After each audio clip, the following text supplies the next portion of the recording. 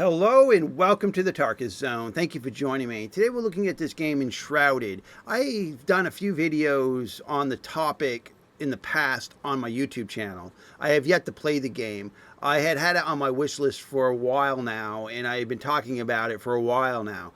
I had done a pre-video last week that said that I was going to get a Fractured Veil, which releases tomorrow instead of Enshrouded, but yet I had on my plans to eventually get Enshrouded. So it's just that I chose that game first, which releases tomorrow, over the Enshrouded, which released today. Now, I just wanted to talk a little bit about the reviews, about some of the performance issues people are having, and I just wanted to hopefully do this video to calm some people down. I get that people in today's society want to spend their money and get a quality, perfect product. But in the gaming industry, I don't think that ever happens. I don't remember, I've been doing this for over 20 years, and I don't think a game ever came out of the box perfect. Maybe back in the early 90s when you're buying games on CD, before the internet, granted, it was whatever you got because obviously they weren't patching their games because guess what? The internet wasn't invented yet. But come on. Games today get developed, they get released. And with that said, I don't think, based on what I read here on Steam and what I read on different websites, that they didn't polish the game enough. They didn't have enough testers, I don't think. I don't think they tested the game properly because some of the things getting reported do not make sense to me. And I think that's where it comes down to. It is they wanted people to pay them money, and then they became their beta testers. And I don't really like that. That's what early access, back in the day, that was never, early access wasn't a thing. A game was alpha tested, beta tested, it was tested maybe again, and then it was released to the general public with as little bugs as possible, and people still reported them. Now what developers do is they put it in this early access bucket, which is really beta testing, right? But you're paying to beta test their product. And I think that's the gist here. I think based on what I've read, people aren't really feeling that the game was well tested. Now, it's currently got mixed reviews. And if you don't mind spending, what is it, 26 bucks, 27 bucks, what is that, cheeseburger and fries at McDonald's? You can pay that, and then you can work with what they've got, and you can actually report things. I don't know if they have them reporting their problems within Discord, or if they've got a ticket system within the game. I don't know about that. I just know, based on what I've looked at this morning, what I've read here on Steam, they're having connectivity issues with the multiplayer. There's supposed to be a hot fix so that people can connect better because it's a 16-player co-op, right? And then the game is locked at 60 frames per second, which they had already announced they were going to do, right? Come on. But what the problem being is they are locking at 60, but people aren't even getting there. They're getting into the 30s and 40s. That's what the problem is. And people are, both sides are kind of like, oh, you idiot. They said they had frame locked it. And they're like, oh, I understand that. But guess what? I'm only getting 35. And then when they're building structures or doing something with the voxel, I guess, doing something within the environment, they're getting down into the 20s. So obviously not very optimized if that is the case. So that just leads to believe that they didn't do a lot of stress testing, or they didn't, or somebody who did test it didn't let them know that their frame rates were dropping when basic activities were happening in their game. Now, this is, okay, I've got it sorted by negative reviews here. Let me just go to all reviews. Let's just go to, we're in recent all reviews. We've got some people that are giving it a thumbs down, some people giving it a thumbs up. You'll see that within the game, but the general gist of the thumbs down, one person complained about the customization being blah, that it was like not customization and it took out the immersive feel of the game and they refunded it. Now, granted, when Tarkus plays a game, I don't really care what I look like. They could give me a stick figure and I'll go in the game. Most games are designed where you put skins on, or your armor sets and your helmets. Those are what makes you stand out. And normally you see in games like this is regardless of what you made yourself look like on day one, no one ever sees that because you're walking around with items that's how people recognize you. So that was their complaint, was customization not so well. Not to say that that's not a valid complaint. You know, ESO had great customization, and you know, people just feel that, you know, day one customization should be there so their character looks whatever good, I guess. Okay, the formula is there, but the performance is not. I don't know how the expectation from Zoomers and people who play video games for a couple years are nowadays, but this is not a good game. It's not early access from a content perspective, but a technical one. You know, yeah. I mean, that seems to be the gist of what I see in internet land, that people are like, did anyone test this game? Did even the developers go into their own game and try it out? Because there seems to be some serious issues.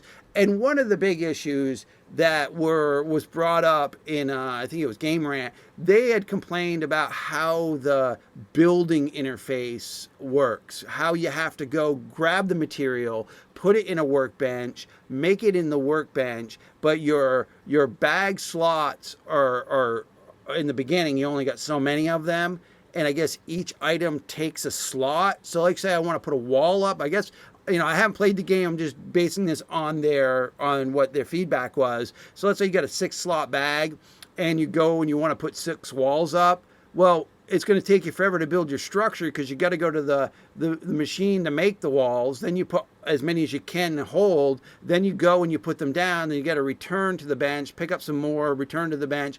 And people felt that was clunky. Most building games have you directly do a placement, or if a developer wants a slow sync, meaning to slow you down in your building process, they just add seconds to the actual building of the wall. Like Frozen Flame did it. You put the wall in, and then you had to actually build it by sitting there for about 6 seconds, and then the wall went up. But you started off with the raw material, and then you just did that. This game has the sync, or how they designed it was you have to create it in the bench first, and then move it from there to placing it in your structure. People just felt, those people that have done a lot of building survival games felt that it's a clunky way of doing it. The other thing is, one of the big complaints was the survival aspect didn't feel polished, and it didn't feel like a survival game. That was another big one that somebody had pointed out. A lot of thumbs ups here. Awesome, terraforming, voxel based. I mean, I like voxel based games like Minecraft. They're good. This heart fire. Usually when you see these hearts, that means a swear word. Badass game. I really like how easy it is to build. Okay, this person is. I really like how easy it is to build, and love the fast travel so much in early start of the game. All right, let's load some more reviews. I don't like reading product review. I mean, I'm one of those people that will skip over anybody's review, positive and negative, if they receive the game for free. I'm just like that. Almost every negative review has been from frame rate problems. The game was released on the latest graphic drivers, so if you haven't updated your graphic drivers, yeah, it's not a graphics driver issue. It's a performance issue within the game. I mean, that seems to be clear. I mean, if it was not, okay, come on. Most serious gamers have an updated graphics card. Whatever graphics card they have, they've updated it. People don't live in the Stone Age anymore. Like I said, I predate the internet. Most people that are younger than me that play video games, they are technologically smarter than my generation. And they update their stuff. I mean, they update at least their drivers, especially if they're serious gamers. So it is not... It is not the drivers, I think, that are killing the performance of this game. Initially, the game is very appealing. The ambience and music and general vibe is really cool. Valheim, Breath of the Wild, Dark Souls. Okay, so far it plays exactly like the demo that they released earlier this year. Seems good so far of the update. Okay, game just runs very poorly, even on high-end system. The engine itself can't keep up with the game. The engine is an in-house version of Unity. Okay, which normally doesn't do very well with big landscapes. Hopefully it's fixed in the future updates. Okay, so this one is giving us their rig. So it's really frame rate issues and some quality of life issues that have hampered the reviews, or given the fact that they have lower. I mean, people's expectations. As games are developed, people have higher expectations that developers would learn from other developers' mistakes. That's always a terrible logic thought. I mean, look at Blizzard Entertainment. I mean, if you had that thinking that they would learn from their previous mistakes, and being a multi-million-dollar company, Blizzard Entertainment is a perfect example of the fact that they never learn from their mistakes. It's like, oh my goodness, you just put out a game. You had some great aspects to the game, and then you made another game. And it's like, why didn't you just learn what you did right over here and apply it over here? But that logic should make sense, but it doesn't exist. Don't assume that developers that are developing a game today have looked at other games previous to them and learned from the positive and negatives, because that's just not the case. And to judge a game on that is just a terrible way of thinking about it. Most developers put their product out, they test it a little bit, they throw it into early access so that those people will pay to beta test it, basically, because that's really what early access is because back in the day, like I was saying, in previous videos, you used to alpha test. You have alpha test 1, alpha test 2, you had beta test, and then after beta test, you would open your game up. There was no early access. It was just you opened your game up, and it was what it was, and people reported what they needed. Now developers feel that they don't really need to beta test anymore because they need to get their money, and what they do is they use the early access window as their beta test, and their player base is paying to basically test their game. I mean, that's one way of looking at it. Not every developer does it that way, but I've seen a lot of them do it that way, where they did not properly test their game or have a series of stress tests. They waited for them to open it up into the store, and I've seen games totally tank because of that thinking, because they weren't able to fix the game timely. If you're going to throw your game out and you want people to beta test your product, early access it, and pay for it, you better be Johnny on the spot and fixing it, because then you're going to see some major negative reviews. Well, overall, I mean, it looks like it's got promise. It's up to 593 reviews. I like to see the review value around 1,000, and then I look at, okay, at 1,000 reviews, I think that's a general good understanding of what the game is, what is at this time, what is giving the people in the Steam realm. Then you can make a judgment call if you want to buy the game or not. I mean, at 593, that is quite a bit of reviews. I would have thought it would have been beyond 1,000 up to. I mean, it released today, and it was on the top wish list. I mean, people have been looking at this game for a while. I have. It just but again, I'm waiting for Fractured Veil, which releases tomorrow. And so I'm going to be playing Fractured Veil tomorrow. And my hope was to come back to this game. And I'm kind of glad that I've made this decision, because hopefully they polish up the frame rate issues.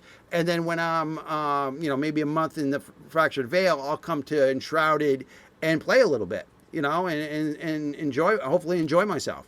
All right. Well, thank you for watching my channel. And this has been the Tarkus Zone.